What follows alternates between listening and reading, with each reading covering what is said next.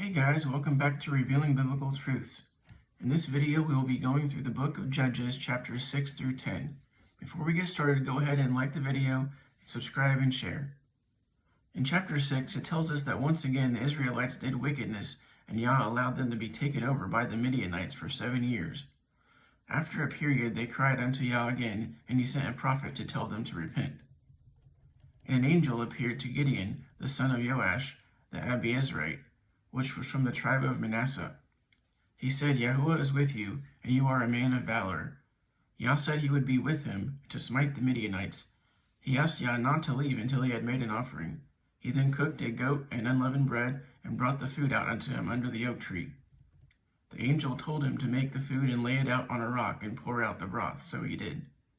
Then the angel stretched out his staff and touched the food, and fire came up and consumed the food. Then the angel disappeared. After he knew it was an angel, Yah said, Don't be afraid, and he built an altar there and called it Yahuwah Shalom. Yah then came to him again and told him to take his father's calf and destroy his father's altar to Baal in the grove also, and then build an altar to Yah on top of it, and offer an offering there. The next day they found out and wanted to kill Gideon, but the Ruach HaKodesh was on Gideon, and he blew the shofar. The Midianites and Amalekites and even some of the Israelites were gathered against him. Gideon put a piece of wool on the floor and said, If the wool soaks up the water, he will know that Yah will save him. The next day it was full of water.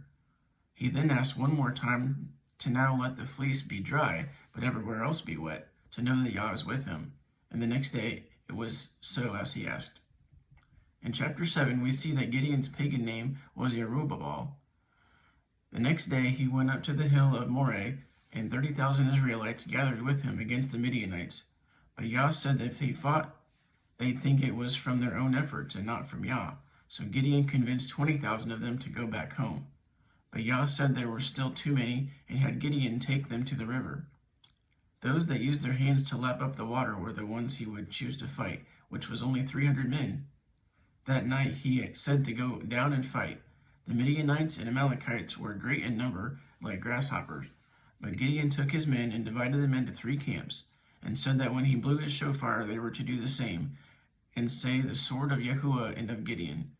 When that happened, Yah turned their swords against each other, and they also fled and were defeated. In chapter 8, Gideon and the 300 men were pursuing the kings of Midian, but were tired and hungry. So they asked the men of Sukkot to give them bread, but they refused, saying, You're already about to defeat the Midianites, and you don't need help. So he then prophesied that when they were finished defeating the Midianites, that he would tear the men of Sukkot up too. He then went up to the city of Penuel and asked them the same thing, but they also refused to help. So he said he would come back and tear down their tower. By the time they got to Karkor, Gideon had destroyed 120,000 men, and only 15,000 were left. The 2 kings of Midian fled, but he caught them both, which brought down the spirit of the Midianites. After he had finished the battle, he returned to Sukkot and found the princes and tore them up with briars and thorns, as he had prophesied. He also went to Penuel and destroyed them. After all was said and done, the 2 kings of the Midianites gave up and said, Come fall on us. So he slew them. Then the men of Midian told Gideon to rule over them and his son and his grandson, because he saved them from the Midianites. He requested that they give him all his earrings and gold that they took from the battles, and he made an ephod from them and put it in his city of Ophrah. But it became a snare to Israel because they desired to have it. But Israel lived in peace for 40 years. It was said Gideon had 70 sons because he had a lot of wives. He had a son of a concubine called Abimelech, and Gideon died at a good old age. A sad commentary then says that after Gideon died, Israel went back to whoring and worshiping false gods and Baalim again. They also disrespected Gideon's family. In chapter 9, Abimelech, the son of Gideon, went to Shechem to visit his uncles. He asked them who should be their leader, him or all the 70 sons of Gideon. His family then supported him because he was close of kin. They then gave him 70 pieces of silver, and he hired assassins to kill the rest of his brothers. So he went to his father's house and killed all of them except for Jotham, who hid himself. He was the youngest of the sons. So all the men of Shechem coronated Abimelech as their king. But after they told Jotham, he went up to Mount Gerizim and shouted, "Listen to me, that Yah may listen to you." He reminded them of all that Gideon, aka Jerubbaal, had done for them, and said if they still want to follow Abimelech, then so be it. But if not, then let fire come out of them and die. Then Jotham went out and hid for fear of his brother Abimelech. After Abimelech had reigned for 3 years, Yah sent an evil spirit to cause division between the men of Shechem and Abimelech. What could this mean? Could it mean that Yah actually sent and used a demon to interfere? Or does it simply mean that he caused strife between them and with his own power, much like he hardened the heart of Pharaoh? In any case, the men of Shechem sent out spies on the way to Abimelech and robbed everyone who was going to the mountain, and Abimelech heard of it. Now Gaal and with his brothers came, and the men of Shechem supported him. Gaal went into the temple of Baal, a false god, and cursed Abimelech, and destroyed the grapes and vineyards. He then told the men of Shechem that if they follow him, he would get rid of Abimelech and follow Yah. Zebul, who was Yerubbaal's officer, told Abimelech what happened, and that they had fortified the city against him. The next day, Abimelech saw what happened, and his army fought against Gaal and his army.